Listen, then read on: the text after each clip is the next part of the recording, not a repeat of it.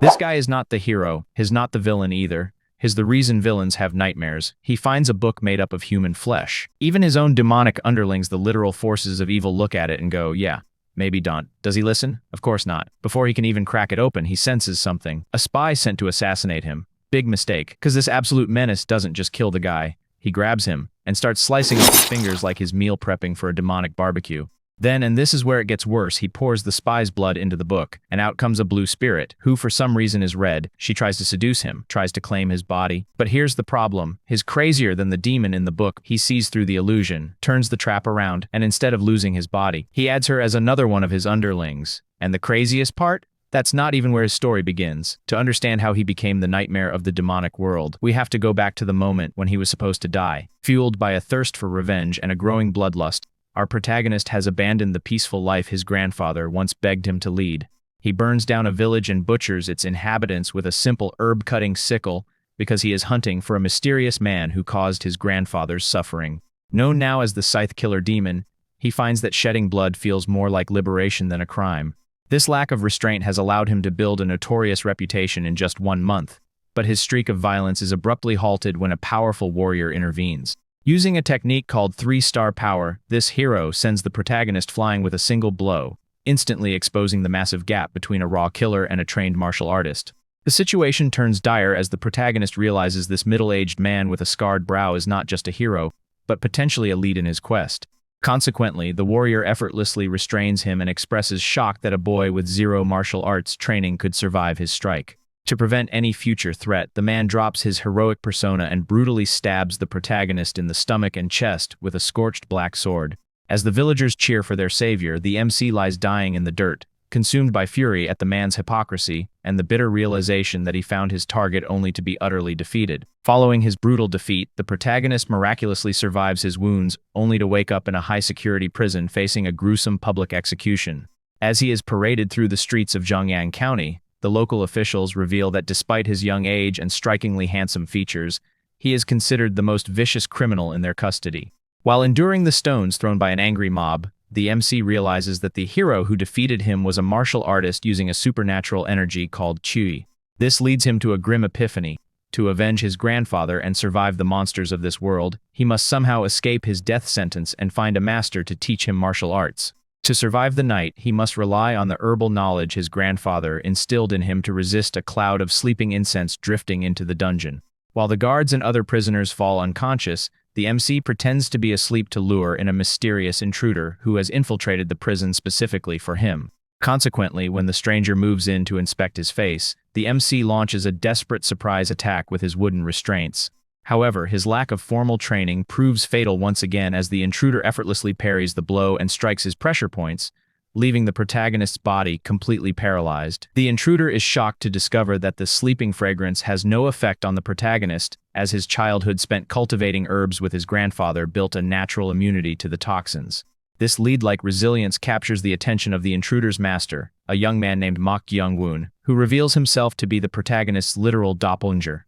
Jeongwoon is the 3rd son of the Great Mok Sword Manor, a prestigious martial clan, and he proposes a deal. The protagonist will escape his execution by acting as a stand-in for Gyeongwoon at the clan's villa for 5 days.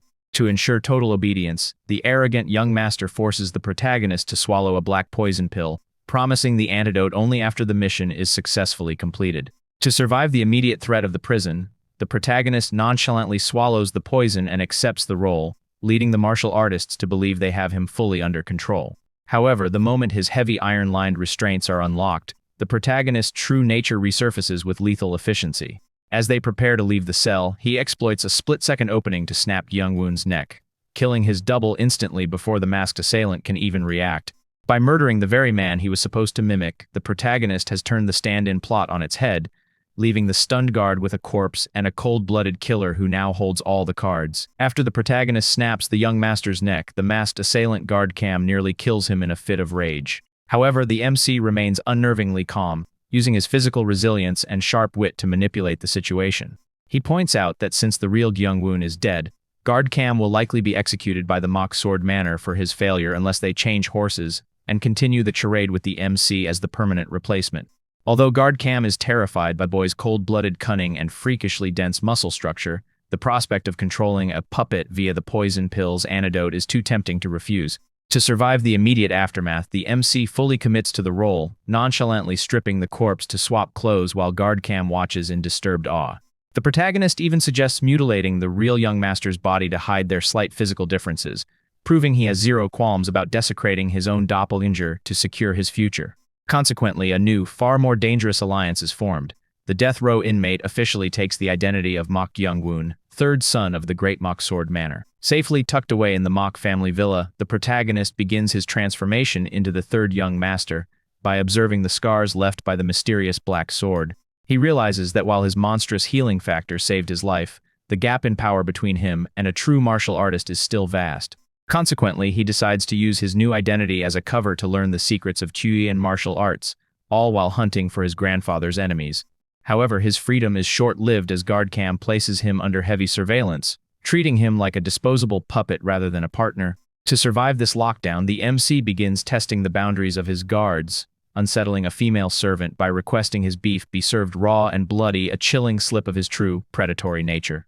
When Guardcam leaves to handle secret business, the MC attempts to walk out, only to be blocked by a guard named Go-chan. Believing the protagonist is just a defenseless civilian, Go-chan uses a joint locking technique to subdue him. This leads to a brutal reality check for the guard. Despite his inner chi training, he finds the MC's neck and wrists as unyielding as iron pillars. Seizing the opportunity, the protagonist ignores the pain of a twisted joint and slams the expert into the ground with overwhelming physical strength. As he squeezes the life out of Go-chan's throat with an innocent, terrifying smile, it becomes clear that even without martial arts, the MC is a biological anomaly that cannot be caged. To gain his freedom, he must now decide whether to kill this guard or break his spirit to create his first true subordinate within the manor. Go-chan is left reeling after his confrontation with the protagonist, realizing that Guardcam's warnings were an understatement. The MC is a biological anomaly who possesses enough physical strength to crush a martial artist's throat without using a drop of internal qi. Although he momentarily loosens his grip, he does so only to shatter Go-chan's psychological leverage. To survive the threat of the poison pill, the MC reveals a terrifying secret. As a former herbalist who consumed toxic plants since childhood, he has developed a natural immunity to most poisons. Consequently, the deadly pill Guardcam used to enslave him is nothing more than a crude mixture that the MC has already mentally deconstructed into its base ingredients. To consolidate his power, the MC proves he is a natural genius by perfectly mimicking the complex acupoint striking techniques he saw Guardcam perform earlier. While he lacks the chi to permanently seal the points, the sheer accuracy and speed of his mimicry leave Go-chan paralyzed with fear. But this victory leads to a much darker revelation when the protagonist bites his own finger and forces his blood into the guard's mouth. Because of his lifelong consumption of toxins, the MC's blood has become a lethal poison that begins to liquefy Go-chan's internal organs in an agonizing display of dominance. Now that he has replaced Guardcam's shackles with his own, the protagonist smiles brightly, having successfully turned his keeper into a terrified, loyal subordinate. The Mok Sword Manor is on the brink of collapse as the clan leader, Jeong, lies dying from a mysterious illness that causes him to vomit black blood. Despite the lack of a formal successor, a bloody power struggle is brewing among his 4 sons. The incompetent eldest, the cunning second, the real third son who is now dead, and the overwhelmingly talented youngest, Mok Gyeongwoon. To make matters worse, the great lady Seok has forcibly ousted the medical staff to bring in a shaman, believing her husband is suffering from a curse rather than a disease. This chaos creates a volatile environment for our protagonist, who realizes that his survival as an imposter is tied directly to the clan's stability and the life of the dying leader. To survive the inevitable purge, the MC interrogates his new subordinate, Go-chan, and learns that Guardcam is a top-tier expert far beyond his current physical capabilities. Consequently, he understands that brute strength alone won't suffice against high-level martial artists who utilize internal qi. Yet he remains undeterred by the news that he is too old to begin training.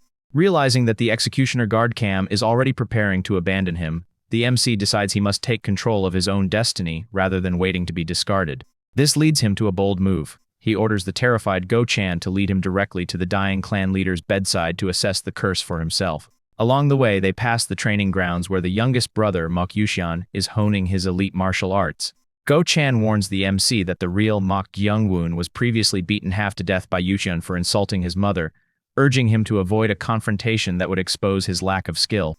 Consequently, the MC realizes that the manor is a nest of deep-seated hatred and sibling rivalry, but he remains unfazed, viewing the chaos as an opportunity to wash his identity and learn the martial arts he desperately needs to survive. To reach the dying leader, the MC slips past the strangely deserted security detail, unaware that Lady Seok has cleared the area to allow a shaman named Mayoshin to perform a secret ritual. Rather than curing her husband, the lady has bribed the shaman to magically extract the location of the clan's official seal and secret rank before he dies. But this scheme is interrupted when the protagonist boldly enters the room, breaking the shaman's spiritual threads and silver coins, just as the ritual reaches its climax. The resulting spiritual backlash sends Mayoshin flying, only for the shaman to be caught by the MC. As Mayoshin looks into the protagonist's cold, unwavering eyes, he is paralyzed with a primal fear, realizing that the boy standing before him possesses a gaze more dead than the cursed man on the bed. Interrupting the shaman's ritual triggers a catastrophic backlash, causing the cursed clan leader, Jangju, to transform into a feral, possessed monster. As the protective red threads snap, Jangju's dormant martial arts power surges with animalistic fury, unleashing a shockwave of energy that cripples the shaman and the guards. While the others struggle against the supernatural pressure, the protagonist remains eerily unaffected, observing the curse not as a mystical force, but as a biological entity moving beneath the skin. To survive the onslaught, the shaman pleads for the MC to restrain the possessed man, but the situation turns deadly when the curse attempts to jump from Jangja's body into the guard, Go-chan, through physical contact. Faced with the curse rapidly migrating toward a new host, the MC realizes that traditional exorcism is too slow to stop the infection, choosing a brutal surgical solution over a spiritual one. Without a second of hesitation, he hacks off Jangja's wrist and then his entire arm to physically trap the black veins before they can reach the heart or infect Go-chan. This cold-blooded pragmatism leaves the room in stunned silence as the severed limb writhes like a dying parasite on the floor. But while the shaman is horrified by the desecration of the clan leader's body, the protagonist's extreme measures actually work, as the removal of the infected flesh causes Jangja's deathly pallor to finally recede. While the guard Go-chan reels from the sight of the leader's severed arm, the protagonist remains clinical, realizing that the curse is an intentional weapon planted by an enemy, so he holds a sword to the shaman's throat to force a confession. Terrified, the shaman admits that Lady Seok never intended to save her husband. She hired him to use the curse to magically interrogate the dying man and find the clan's official seal. Consequently, the protagonist realizes he is now an obstacle to the great lady's coup, making the life of the incapacitated Jangju his only leverage against her wrath. Instead of letting the shaman purify the severed limb and end the ritual, the protagonist decides to seize control of the situation for his own gain. To secure his power, he orders the shaman to ignore the original plan. To secure the clan leader's secrets, the protagonist forces Shaman Mayoshin to perform a high-stakes, soul-pairing ritual, using a wooden doll as a medium to interrogate the dying Jangju. Despite the shaman's fear that the powerful curse will overwhelm the doll, the MC demands the ritual proceed until the possessed leader reveals the location of his hidden official seal and secret letters within the apothecary's underground stone gate. However, the intensity of the curse eventually shatters the wooden medium, causing the sinister energy to lash out and attempt to possess a new host. In a desperate act of self-preservation, the shaman intentionally directs the escaping curse toward the protagonist, hoping to eliminate the fierce young master who has been threatening his life. The curse plunges the MC into a hyper-realistic mental illusion designed to trap his soul in a loop of grief centered on his dead grandfather. Within this dreamscape, he experiences the horrific slaughter of his family and the burning of his home, only for the scene to reset into a peaceful, tempting paradise. But the shaman and the curse vastly underestimate the MC's psychological resilience. Instead of succumbing to the emotional manipulation, the protagonist maintains his dead eyes and recognizes the fabrication immediately. To survive the mental invasion, he ruthlessly attacks the manifestation of the curse within his own mind, gouging out the eyes of the sinister entity while coldly mocking it for trying to use his dead grandfather as bait. The malevolent spirit that once crippled the clan leader discovers it has made a fatal mistake by entering the protagonist's body. While the curse expected to easily erode a young boy's consciousness, it instead finds itself drowning in a primal, murderous desire so vast and sinister that it transcends human limits. Consequently, the power dynamic flips instantly. The MC doesn't just resist the possession, he aggressively absorbs the spirit's energy, trapping the terrified entity within his own ego. To survive this mental siege, the curse begs for release, but the protagonist coldly refuses, successfully taming the high-class evil spirit and turning it into a tethered, summoned phantom that obeys his every whim. Outside the MC's mind, Shaman Mayoshin prepares to murder the unconscious Jangju to frame the boy and cover his tracks for the great lady. But this leads him into a nightmare as the protagonist suddenly wakes up, perfectly in control, and accompanied by the physical manifestation of the curse, a giant, blood-soaked monk spirit. Realizing the shaman is a witness who knows the location of the clan's secret documents, the MC decides he is a liability that must be removed. To ensure a clean kill, he physically prevents Myoshin from using defensive hand seals and strips away his protective amulets, allowing the very curse the shaman once toyed with to invade his body and crush his life out from the inside. After confirming the shaman is dead, the protagonist discovers that his newfound mastery over the curse allows him to perceive and communicate with the demon monk. Although the spirit cannot yet exert physical force on the world, to survive the inevitable investigation by the Great Lady, he realizes that a simple explanation won't suffice for a woman as suspicious as Lady Seok, so he decides to frame the shaman as a man possessed by madness who attacked the clan leader. To sell this lie and appear as a heroic savior rather than a cold-blooded intruder, the MC takes a sword and stabs his own thigh without a single flinch or groan of pain. Consequently, when the head guard, Jeong bursts into the room to investigate the commotion, he finds a scene of absolute carnage, the shaman dead, the leader's arm severed, and the young master collapsing from a heroic wound. This leads the guard to lower his weapon in shock, falling for the MC's calculated performance of a selfless son who sacrificed his own body to save his father. To survive the scrutiny of the suspicious Great Lady Seok, he maintains his cover as a wounded hero while tasking the guard Go Chan with recovering the shaman's forbidden texts. Consequently, when Lady Seok arrives at the pharmacy to interrogate him, she finds a boy who appears weak and injured, though her deep-seated skepticism leads her to ruthlessly press on his open wound to test his reaction. Despite the excruciating physical pain and the threat of a bodyguard's blade at Go Chan's throat, the protagonist maintains his composure and decides to play his most dangerous card. He realizes that Lady Seok's suspicion stems from her failure to obtain the clan leader's official seal through the now-dead shaman. To survive this confrontation and pivot from a suspect to a partner, he drops his act of innocence and smiles directly at her, cutting through the pretense by revealing he knows exactly what she is looking for. This leads to a stunning shift in the power dynamic, as he offers her the one thing she desires, the official seal, effectively turning a potential execution into a high-stakes negotiation. The negotiation with Lady Seok quickly turns physical as she seizes the protagonist's neck, revealing her hidden strength as a top-tier martial artist. However, she is stunned when the MC remains completely unfazed by the life-threatening pressure, seemingly indifferent to the pain. To survive this encounter and establish his dominance, the protagonist commands the invisible demon monk to strike back, physically repelling the lady with a supernatural force she cannot comprehend.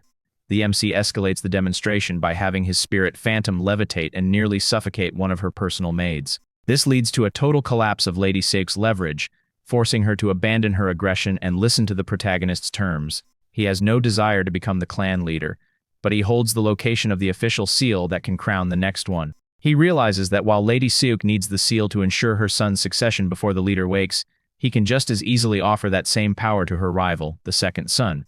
Consequently, he refuses to simply hand over the location for free, mocking her for thinking she still holds the power in their relationship. Following the tense pharmacy standoff, Lady Seok retreats to her residence in a rage, realizing she has underestimated the timid third son. She deduces that Mok Gyeongwoon was the one who murdered Shaman Myoshin, and decides to retaliate by contacting the Phoenix Pavilion, the shaman's powerful organization, to frame him for the crime.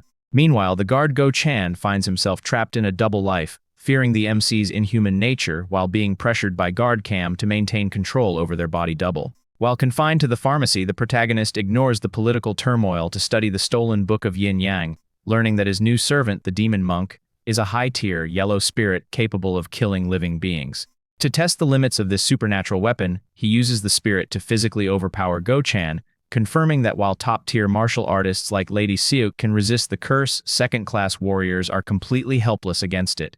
This leads the MC to look beyond simple survival, as he begins plotting to acquire even more powerful green spirits, to further cement his dominance over the manor. In a major betrayal, Guard Cam abandons the fake Mok Gyeongwoon and defects to the ambitious second son, Mok Eunpyeong, believing the second young master is the most likely winner of the succession war. To prove his value, Cam reveals a devastating secret. The third young master can no longer perform martial arts, a fact that would normally disqualify him from leadership. Consequently, Eunpyeong accepts Cam into his service, but immediately issues a mysterious order based on Cam's classified past, showing he intends to use the guard as more than just an informant. While his former allies plot his downfall, the protagonist focused on his own goals, successfully infiltrating a hidden underground vault beneath the apothecary late at night. To reach the vault's secrets, the MC uses his physical agility to bypass a lethal floor spear trap by navigating via holes in the ceiling. Inside, he finds a secret training hall filled with high-level martial arts manuals and fasting pills, suggesting the clan leader was hiding much more than just a political seal. However, the true discovery lies in a final, forbidden box containing a book bound in human skin and wrapped in prayer beads. This leads to a chilling realization of the book's power. The moment it is revealed, the demon monk spirit who previously feared nothing instantly collapses in a display of absolute terror and worship.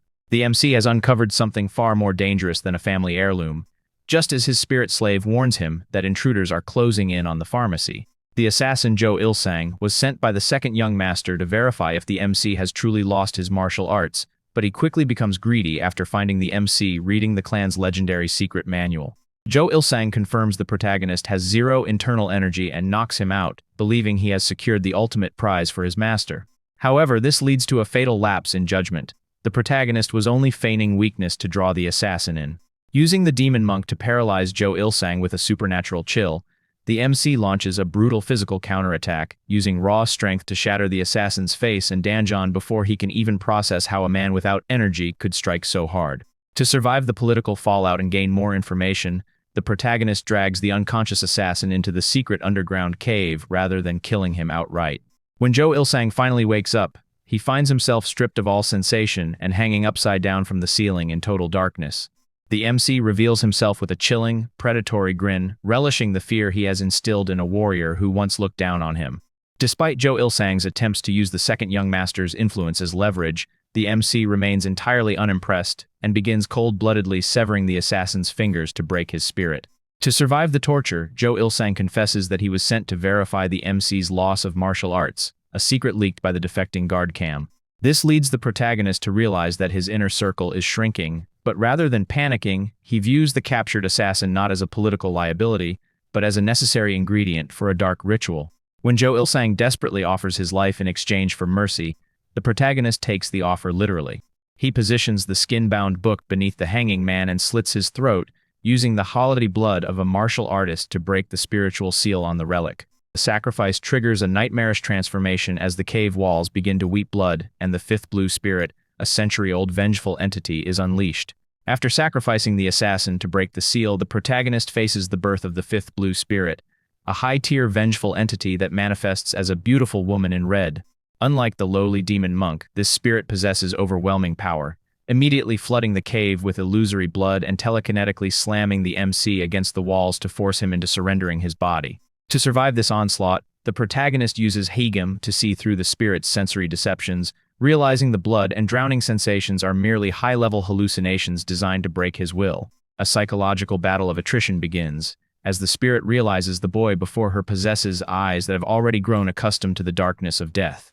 When the blue spirit tries to seize his body by force, the protagonist reveals that he has identified her primary weakness, her tether to the human skin book. He deduces that while the spirit can manipulate his surroundings, she cannot directly touch the medium that anchors her to this world.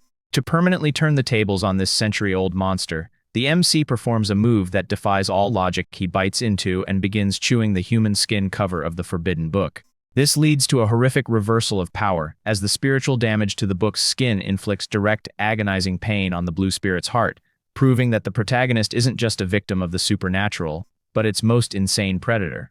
To survive the spirit's final murderous strangulation, the MC makes physical contact with her, which triggers a shared vision of her past as a warrior brutally betrayed and murdered by a shadowy figure on a throne. This leads to a profound shift in the supernatural hierarchy. By consuming the medium that anchored her to the world, the protagonist has unintentionally bonded with the spirit on a cellular level. The battle concludes not with a death, but with a forced submission that defies the laws of shamanism.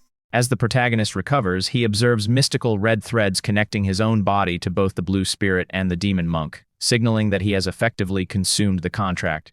To his shock, the powerful entity who once looked down on him is now reduced to a state of hysterical despair, realizing she has been demoted from a free, vengeful god to a mere summoned slave. By surviving the burning heat in his gut and the spirit's wrath, the MC has transformed himself into a living vessel for high-tier ghosts, gaining a terrifying new level of power that no ordinary martial artist or shaman could ever hope to match. After bonding with the blue spirit, the protagonist discovers that their souls are now linked by a red thread, meaning any physical harm he suffers is instantly shared with his spectral servants. This shared agony forces the arrogant blue spirit, whom he names Jeong, into a reluctant truce to ensure her own survival. Shifting his focus to the human skin book, the MC deciphers a hidden 30-letter code that triggers a physical reaction, causing the book to literally crumple and merge with his palm. Consequently, he realizes he has unlocked a forbidden technique called the Ritual of Attachment, a skill designed to forcefully pull and absorb external substances into his own body. To test this newfound power, Jeong instructs him to apply the technique to the corpse of the assassin, Jo Il-sang.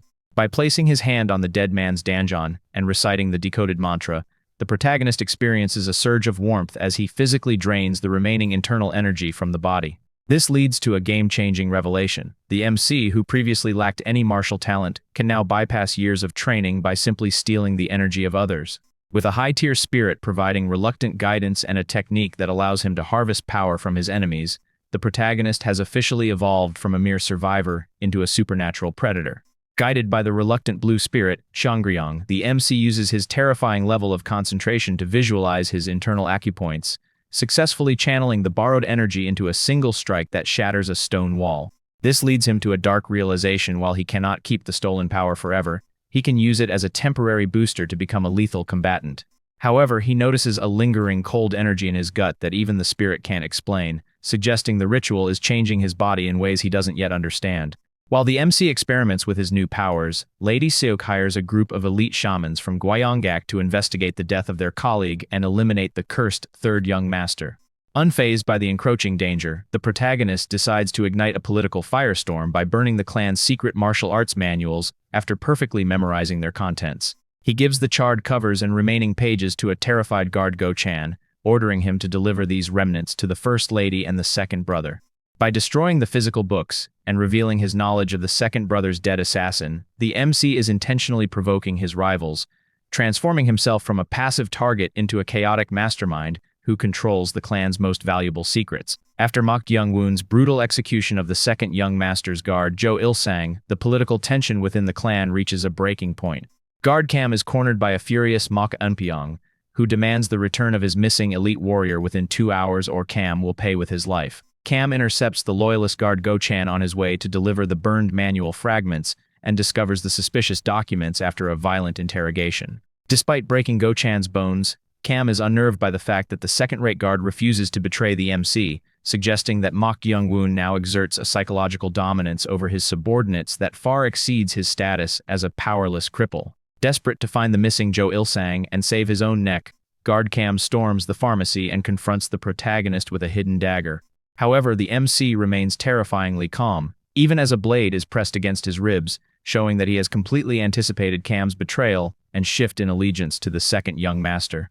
The protagonist mockingly reveals he knows about Cam's secret reports regarding his lost martial arts, turning the guard's own lies against him. By framing the situation so that Cam appears responsible for the death of the second young master's guard, the MC effectively checkmates his own bodyguard, forcing the traitorous Cam to realize that he is no longer the hunter, but a pawn in a much more dangerous game. Trapped between a dead assassin and a furious young master, Guard Cam realizes the protagonist has checkmated him by making his betrayal irreversible.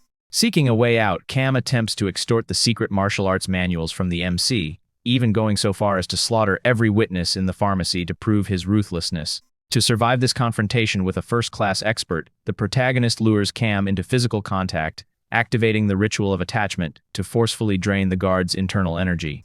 Although Cam manages to stab the MC and break the connection, he is left physically weakened and psychologically rattled by a technique that defies conventional martial arts logic. To finish the job, the protagonist utilizes his unique ability to command the supernatural, summoning the demon monk to distract Cam from his blind spot. The elite guard is frozen in terror at the sight of the blood-soaked spirit. He fails to realize the ghost is merely a diversion for a physical counterattack. This leads to a lethal irony. The MC uses the very internal energy he just stole from Cam to throw the guard's own dagger with superhuman force. The blade pierces Cam's heart through his weakened defenses, leaving the traitorous guard to die from his own power and weapons as the protagonist stands over him, cold and victorious. The dagger he threw was coated in his own toxic blood, a result of years of consuming poisonous plants. As Guard Cam collapses from the internal corrosion, the protagonist calmly dismantles the guard's last leverage by identifying every ingredient in the lethal poison he was given, proving he was never actually in danger. Despite Cam's desperate, tearful pleas to swear loyalty, the MC remains unmoved, coldly concluding that a man who switches sides so easily is far more useful as a corpse than a subordinate. He finishes the job with a brutal execution, choosing to keep the loyalist Go-chan alive only because the man proved his silence under torture. With the threat neutralized, the protagonist intentionally leaves the weapons lodged in his own body to appear as a victim, preparing for the political fallout that will soon follow. Before the authorities arrive, he uses the ritual of attachment on Cam's cooling body to harvest what he truly desires.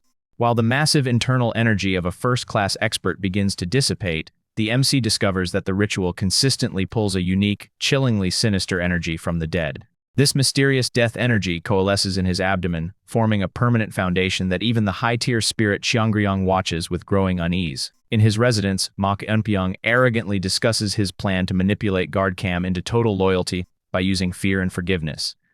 He dismisses warnings that Cam might be a dangerous former assassin from a legendary group, confident that his psychological games will keep the warrior in check. However, his plan backfires spectacularly when his youngest guard, Hansing, rushes in with chaotic news. Instead of proving his loyalty, Guard Cam has reportedly slaughtered 3 pharmacy workers and nearly killed Mok Gyeongwoon before fleeing. This leads to a devastating political trap. The injured Mok Gyeongwoon has officially testified that Mok Gyeongwoon was the mastermind behind the entire assassination attempt. By killing Cam and framing the scene, the MC has successfully shifted the blame for the massacre onto his brother, turning Eunpyeong's attempt at manipulation into a self-destructive scandal.